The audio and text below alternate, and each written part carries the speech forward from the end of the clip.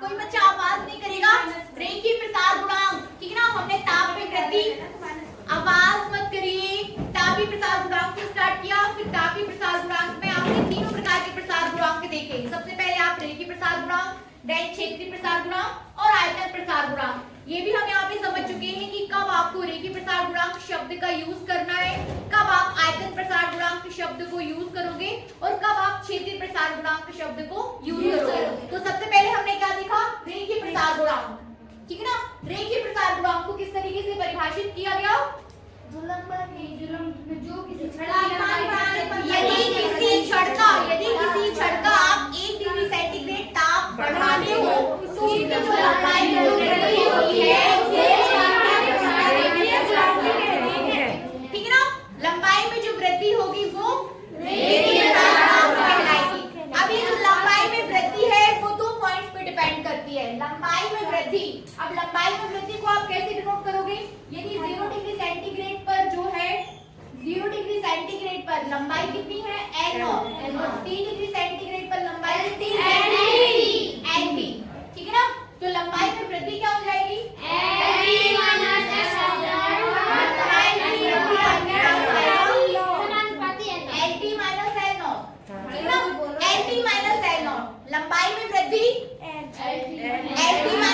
L0। आवाज मत करिए, बहुत जोर से मत बोलिए, ठीक है ना। LT माइनस L0 T, ठीक है ना। अब लंबाई में वृद्धि किन 2 पॉइंट्स पे डिपेंड करती है, 2 पॉइंट्स पर।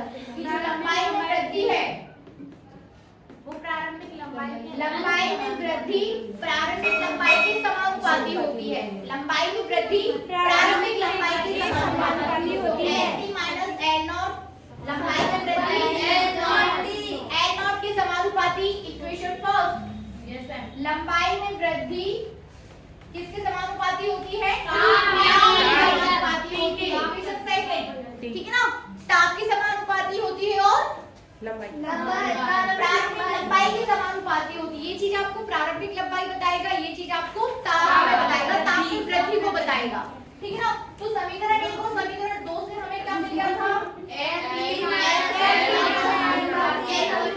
L0 समानुपाती L0T, ठीक है ना।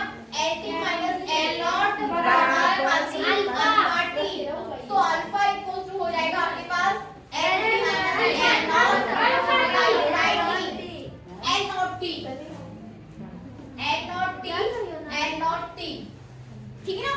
अल्फा इक्वल टू, यही अल्फा आपके पास क्या है, यही अल्फा रेखीय प्रसार गुणांक है।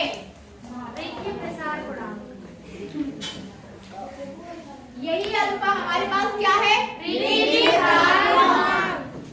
तो रेखीय प्रसार गुणांक इक्वल टू, रेखीय प्रसार गुणांक इक्वल टू, फाइनली हमारे पास आ गया है लंबाई में प्रारंभिक लंबाई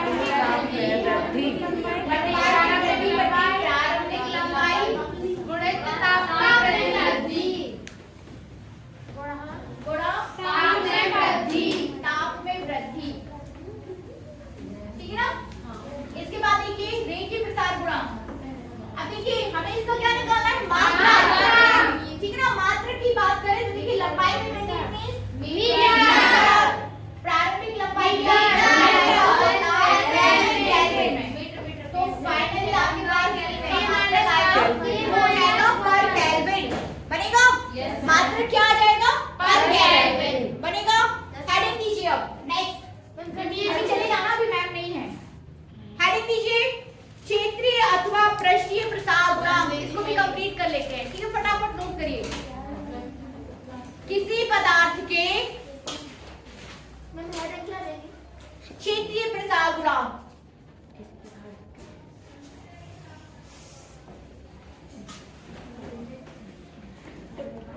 क्षेत्रीय प्रसार गुणांक किसी प्रकार थोड़ा सा बढ़ा लूं मैं, अभी मैं आप भेज रही हो, ठीक है 10 से भेज देना जी।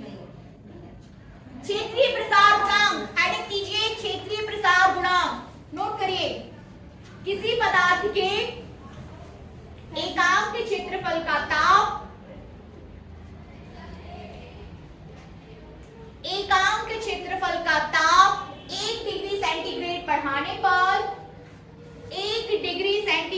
बढ़ाने पर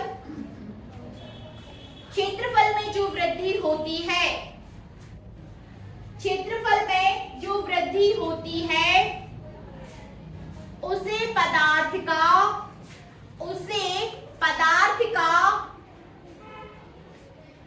क्षेत्रीय प्रसार गुणांक कहते हैं। ठीक है ना। जिस तरीके से लंबाई में जो वृद्धि हो रही थी वो रेखीय प्रसार गुणांक हो गया था, उसी प्रकार से 1 डिग्री सेंटीग्रेड टेम्परेचर इंक्रीज करने पर क्षेत्रफल में जो वृद्धि आप देखोगे वो क्षेत्रीय प्रसार गुणांक हो जाएगा। ठीक है ना। आगे लिखिए, इसे बीटा से प्रदर्शित करते हैं। बीटा, ठीक है ना। इससे बीटा से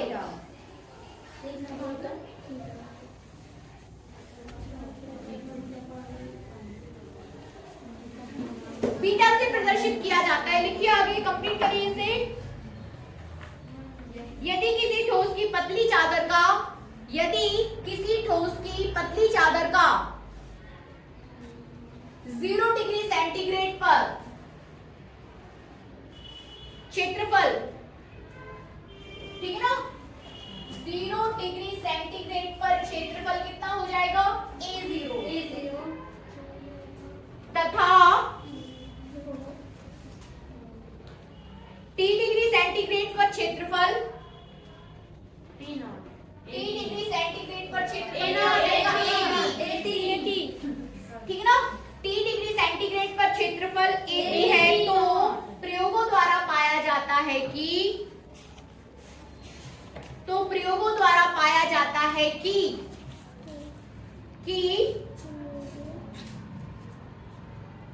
क्षेत्रफल में वृद्धि, ठीक है ना, क्षेत्रफल में वृद्धि, ऐसा लिखिए, क्षेत्रफल में वृद्धि। पहले वर्ड्स पे लिख लीजिए, उसके बाद फिर हम उसको मैथमेटिकल करेंगे। तो क्षेत्रफल में वृद्धि प्रारंभिक क्षेत्रफल के अनुक्रमानुपाती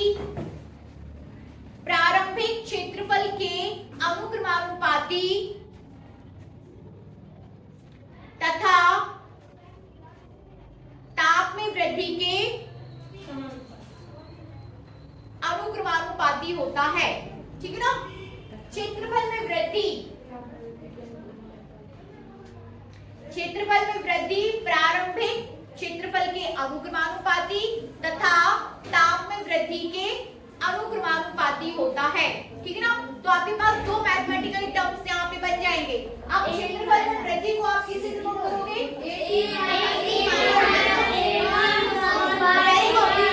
एक कोई खड़ा होके बोलिए, सब लोग एक साथ मत बोलिए। हाँ बोलिए, 80 माइनस A0 समानुपाती क्या कर दूंगे? A0 समीकरण 1 हो जाएगा। किसी और को बोलने दीजिए। 80 माइनस A0 समानुपाती T, समानुपाती T, सही है ना? T, ठीक है ना? T, ठीक है ना? तो समीकरण 1 व 2 से, 80 माइनस A0 समीकरण 1 व 2 से क्या आ जाएगा? 80 माइनस A0 समानुपाती किरण खड़े होके बोलिए। 80 माइनस A0 समानुपाती A0 T, ठीक है ना? तो 80 माइनस A0 बराबर beta T, beta A0 T, beta बराबर, बैठिए, खड़े होके बोलिए। बीटा बराबर 80 minus A0 upon A0। Very good, बैठिए। क्या कर रहा हूँ? तो फाइनली हमारे पास क्या आ जाएगा? बीटा। और यही बीटा क्या है? क्षेत्रीय प्रसार गुणांक। तो बीटा इक्वल टू आपके पास आ जाएगा 80 minus A0 upon A0 A0 T। Beta का मतलब है A0 T, ठीक है ना? बनेगा? Yes ma'am. उसकी मात्रा वही है पर केल्विन ही आएगा, है ना? वेरी गुड, वही सूत्र भी हम वही बीटा इनवर्स वही रहेगा। देखिए आप A0 T, बीटा को हमें क्या बोलना है? क्षेत्रीय प्रसार गुणांक, है कि नहीं? क्षेत्रीय प्रसार गुणांक।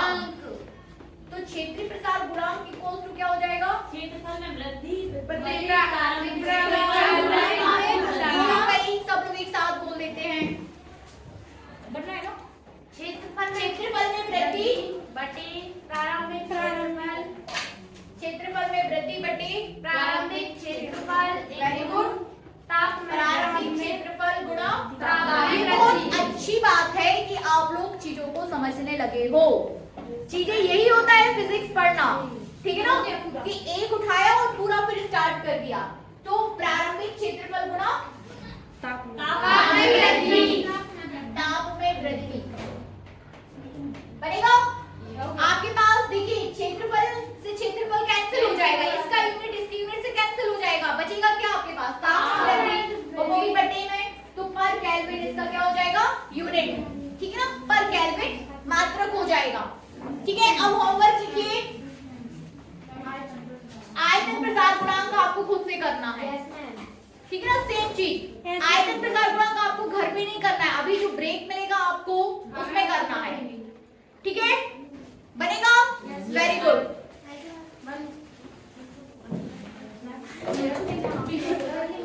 है ना, यदि आप इन शॉर्ट आयतन प्रसार गुणांक को देखें तो फाइनली आपके पास that is denoted by gamma, ठीक है ना,